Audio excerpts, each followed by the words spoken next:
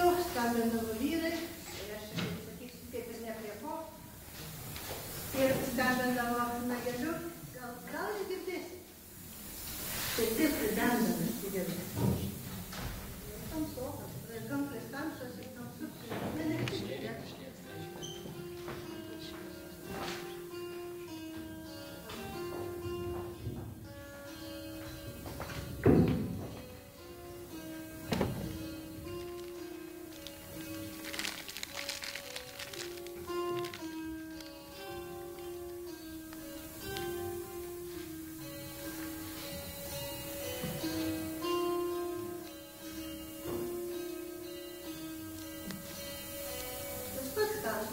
Kartais mėgdavo, kaip knygoje rašoma, pasidėti kampytės ant rankos ir žiūrėdamas ant langą, paskambinti, jau tada nedengdavo į gerį.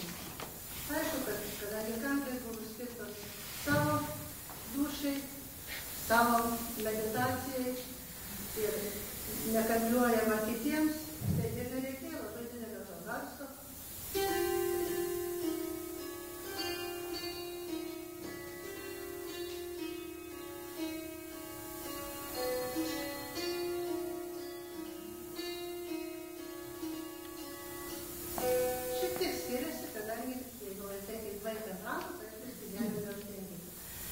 Toliau keliaujam pagal knygą į šiaurės vakarų aukštaičių.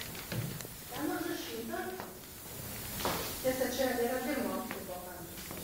Bet šiaurės vakarų aukštaičių skambino antro tipo pamfletas ir jau šiek tiek didesnį repertuarą, šiek tiek kitaip remdavo styles, kažkokius tai darydavo, kažkokias tai, kad galėtų išgauti funkcijas, tai bent reikėdavo kai kurias styles. Knygoje minima, kad tam krašte, Jeruzalimą mėgo skambinti tokį valsą, jums labai gerai žinoma, ant Melsvo ežero bangų. Čia jau toks, jeigu pastebėjot, labai didelis tarpas tarp sutartinių ir šito valso, žodžiu, nėra išlikę tokios medžiagos, kur tą tarpą galėtume užpildyti grojimo būdais, tikslių repertuarų ir labai tiksliai išaiškyti, bet manoma, kad visam nenorint labai daug laikus užimti, kad šiaurės rytų aukštaičiai jau pradėjo ant savo 5 stygių kanklelių vieną kitą studentį ir taip susidarydavo ten tos sekcijos, o paskui, žodžiu, per ilgą laiką ir tas grojimo būdas pasikeitė. Ir pabandysiu prisiminti tą skambino valsą.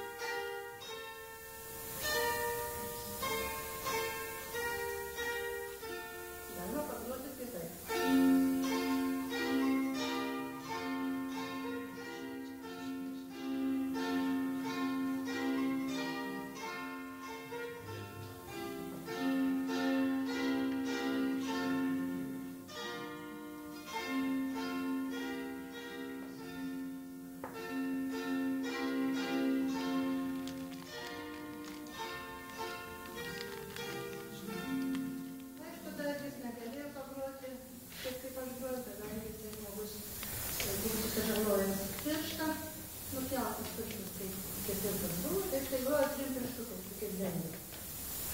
Ir tokią trumpą iliustraciją norėčiau pabaigti galbūt tokiu linksmesniu kūrinėliu. Jis į knygą dar yra nepatekęs, kadangi yra iš vakarų skaičių repertuarų, bet mano profesorius vėliau tokią monografiją išleis, padeda mielam redaktoriui. Tai būtų linksma, nes visos melodijos, kaip pastebėjau, tokios labai rimtos liūdnos. Tai pagrosim Masaičio